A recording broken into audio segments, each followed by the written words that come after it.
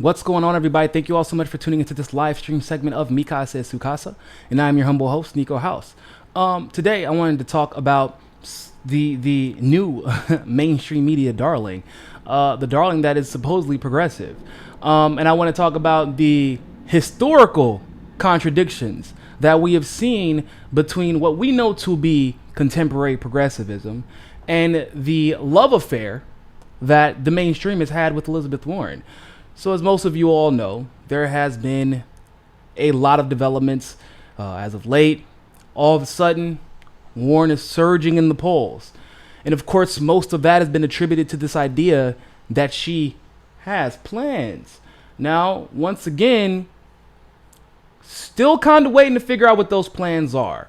And what I mean by waiting to figure out what they are is, like, we know that you've taken some of Bernie's ideas and watered them down. I mean, where are your plans at? We don't know. Still waiting to figure that out. But nonetheless, it seems like even though she has not introduced legislation over and over and over again like Bernie Sanders or Tulsi Gabbard, even though she has had a history of taking corporate money, not only in the past, but plans on taking in the future, as she admitted on TYT.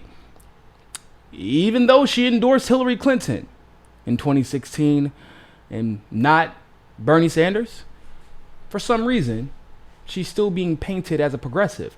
And unfortunately, her progressivism isn't only something that's being echoed, her progressivism, sarcasm, so put them quotations up. It's not something that's being echoed only in the mainstream media circles, but some progressives have been gypped into believing that Eiizabeth Warren is even close to Bernie Sanders, or Tulsi Gabbard for that matter. So my question is,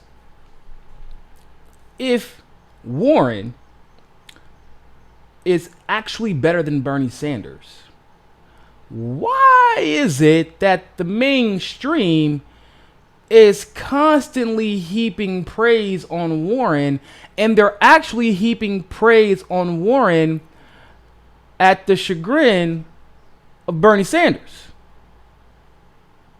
I'm just curious. Why is it always Warren's progressive, just as progressive as Bernie? Okay, but Bernie's better, and he has a track record. But Warren. A couple examples of this. You know, Washington Post, CIA magazine, that's what I like to call it, owned by Jeff Bezos, after the CIA gave Jeff Bezos about, $600 million to buy the Washington Post. So they've basically been a propaganda arm of the CIA for quite some time. And their disdain for Bernie Sanders is well known. But they don't seem to have that same disdain for Eiizabeth Warren, because they just released an article with the headline, Eiizabeth Warren, proving her doubters wrong.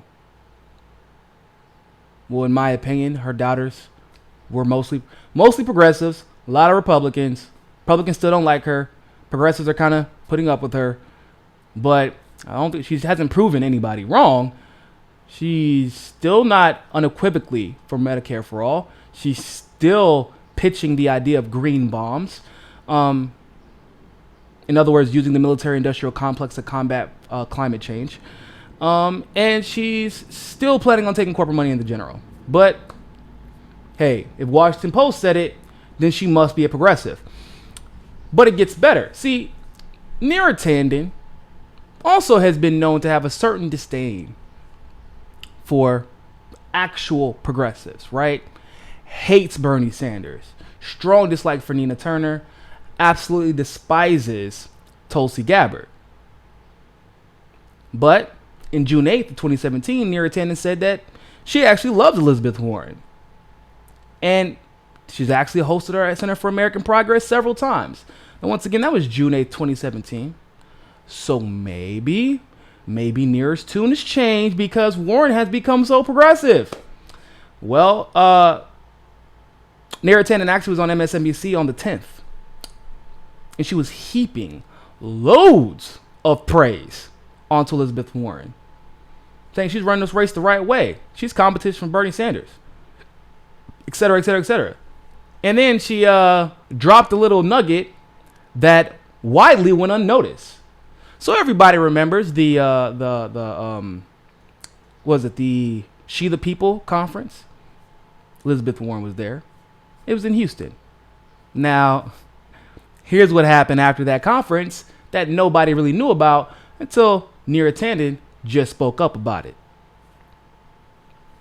There was another conference in Houston hosted by Center for American Progress in 2019, not 2017. So yeah, Neera Tanden did make that comment that she's hosted Eiizabeth Warren at the Center for American Progress several times, and that tune has not changed. As you can probably guess, Tulsi Gabbard and Bernie Sanders were not invited to this conference. They didn't go, nor would they have gone. But if Warren is more progressive as Bernie and wants the exact same domestic liberal policies, then why is Warren invited? Maybe I'm confused. Well, listen, Business Insider the other day, they said Warren is challenging Bernie in 2020 for the progressive vote. Slate actually said that Eiizabeth Warren is more than Bernie light. In some ways, she's even more progressive than Bernie Sanders. Oh, but that article actually gets better. So they actually go on to say Eiizabeth Warren's head start has not yet amounted to much. Nearly 3 months after she was the first big name to enter the 2020 Democratic race, the Massachusetts senator is being outpolled and outraised by a number of rivals across the political spectrum. This despite her churning out one detailed policy proposal after another. We still do not know what the hell they're talking about. Still, not even exaggerating.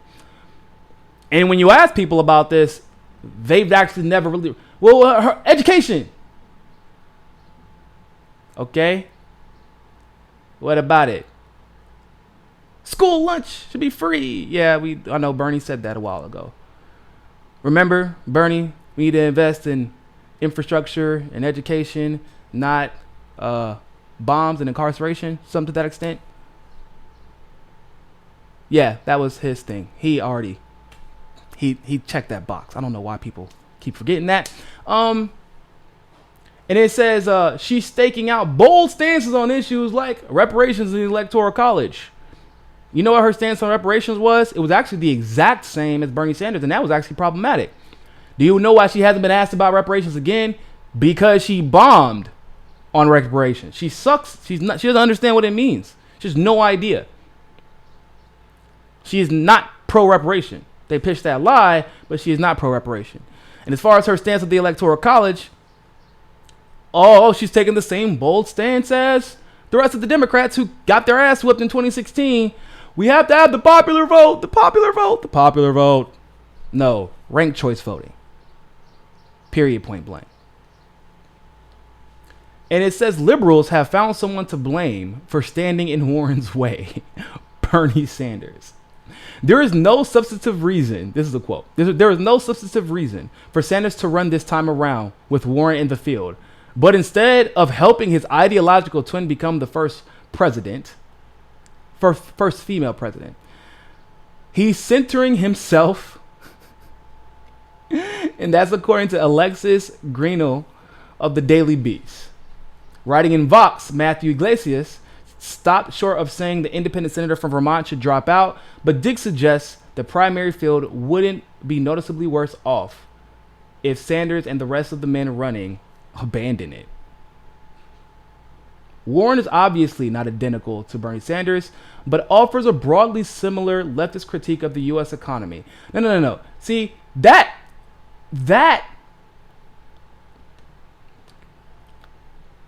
could be true, right? We can agree that, yeah, she offers a broad leftist critique of the U.S. economy, but that's not the same thing as offering substantive policies to address the problems in the U.S. economy. What's the moral of this story today, gentlemen and ladies? The moral of the story is that Bernie is a progressive. The media hates Bernie because he is a progressive. Tulsi is a progressive.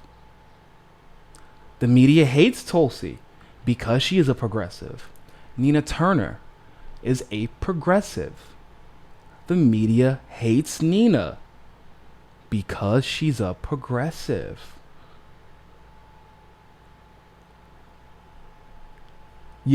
Are you starting to...